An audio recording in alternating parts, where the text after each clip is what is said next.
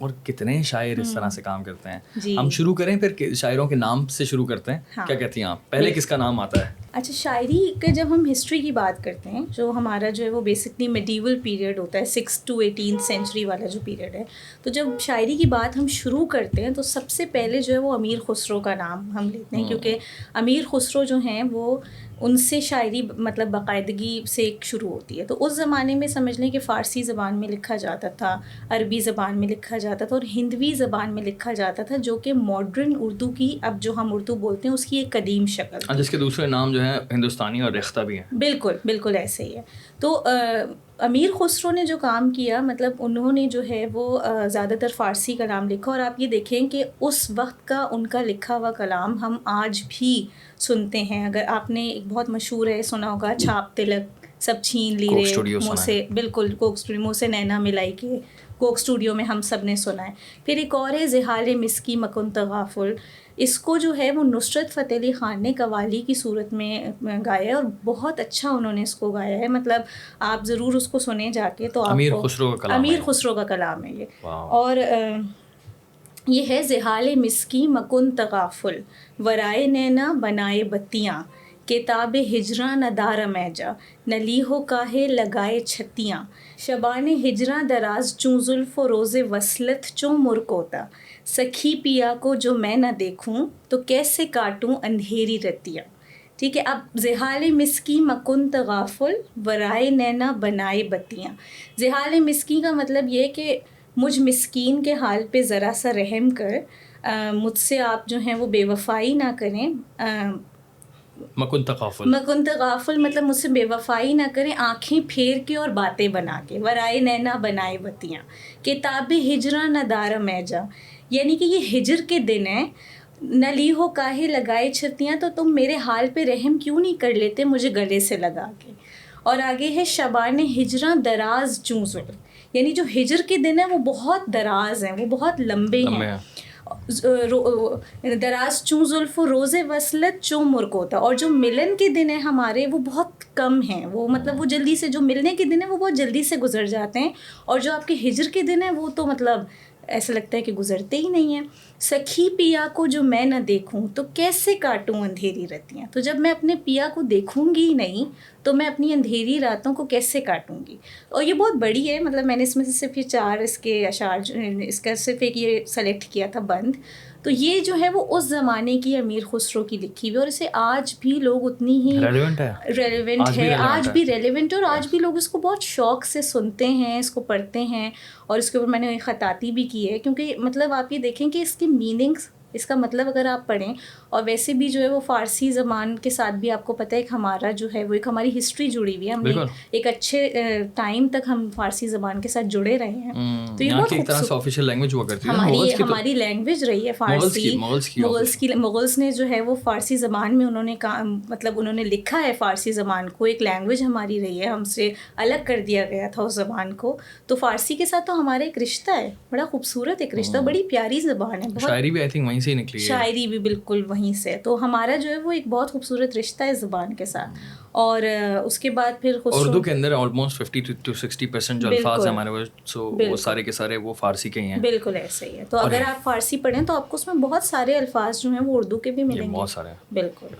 تو یہ ہے. اس کے بعد پھر جب ہم امیر خسرو سے تھوڑا سا آگے بڑھتے ہیں تو ہمیں میر تقی میر ملتے ہیں. میر تقی میر جو ہیں ان کا جو ہے وہ ایک بہت کہنا یہ چاہیے کہ نزاکت والا انداز تھا. محبت بھی تو ہے نا, محبت بھی ہے, اور محبت ہے, لیکن محبت میں بہت زیادہ نزاکت ہے. جیسے کہ ناز کی ان کے لب کی کیا کہیے, پنکھڑی گلاب کی سی ہے. اب مطلب محبت تو ہے, لیکن آپ یہ دیکھیں کہ اس محبت میں نزاکت کتنی ہے, اور بہت خوبصورتی والی نزاکت ہے. مطلب عموماً ایسا ہوتا ہے کہ یہ آپ کو یہ والی جو نزاکت ہے یہ پروین شاکر کی شاعری میں آپ کو ملتی ہے, تو لیکن یہ والی جو نزاکت ہے یہ مطلب بہت خوبصورت ہے.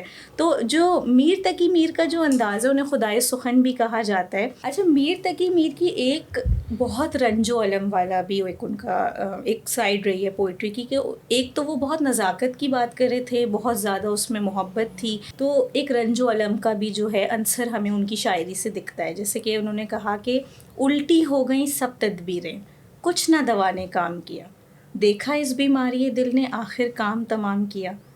تو یہ جو ہے اس سے ہمیں پتہ چلتا ہے کہ ایک رنج و الم کا بھی ایک دور تھا جو ان کے اوپر سے گزرا. بریک اپ کی فیلنگ زیادہ آ رہی ہے مجھے اس میں.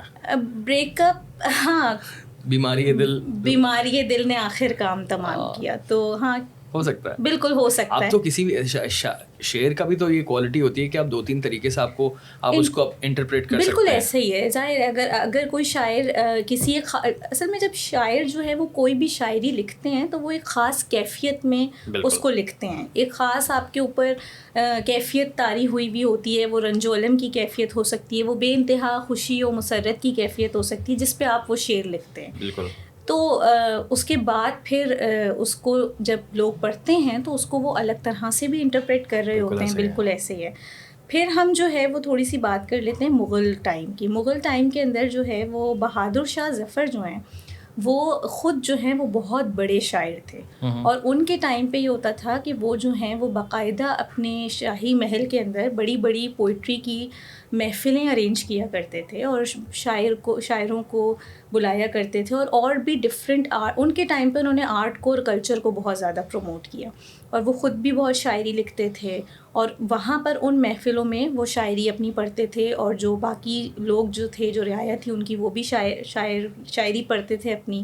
اور ان کے ٹائم پہ بہت جو ہے وہ شاعری کو بہت زیادہ فروغ حاصل ہوا. اور اکبر نے بھی کچھ حد تک شاعری پہ کافی کام کیا, لیکن خصوصی طور پہ بہادر شاہ ظفر کیونکہ وہ خود لکھا کرتے تھے. ایک طرح سے ٹرینڈ چل گیا ہوگا, ایک ٹرینڈ جو ہے وہ انہوں نے سیٹ کر دیا تھا.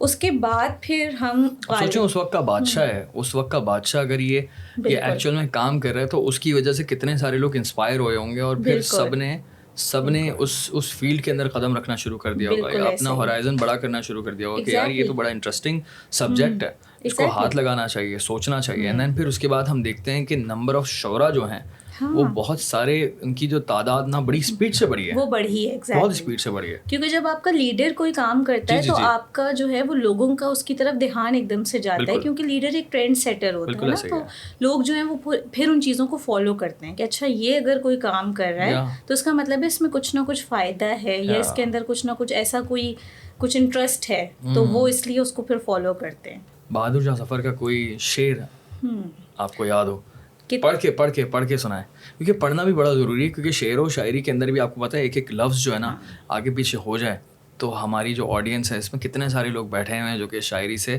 لگاؤ رکھتے ہیں, تو ان کو جو ہے نا آئی انڈرسٹینڈ کہ ایک ایموشنل کنیکشن ہے. ایک لفظ بھی آگے پیچھے ہوتا ہے نا تو پھر سامنے والے کو چڑ ہو جاتی ہے, خفا ہو جاتے ہیں. کتنا ہے بد نصیب ظفر دفن کے لیے, 2 گز زمین بھی نہ ملی کوئے یار میں. یہ درد جو ہے نا ان کا, جو ایک تکلیف ہے, وہ بول رہی ہے, اس سے چھلک رہی ہے. اور واقعی یار, کیونکہ وہ جو یہ بادشاہ دکھ رہا ہے, ایک بادشاہ ہے جس کے پاس کتنا کچھ ہوتا ہے, اس کو 2 گز بھی زمین نہ ملی. فال آف کنگڈم یار, پوری کی پوری جو حکومت تھی, بادشاہت تھی, وہ تباہ ہو گئی, زیرو پر آ گئے, روڈ پر آ گئے, خطرناک. ان کی بھی کافی ساری شاعری ہے, بہت شاعری انہوں نے کی ہے بہادر شاہ ظفر نے.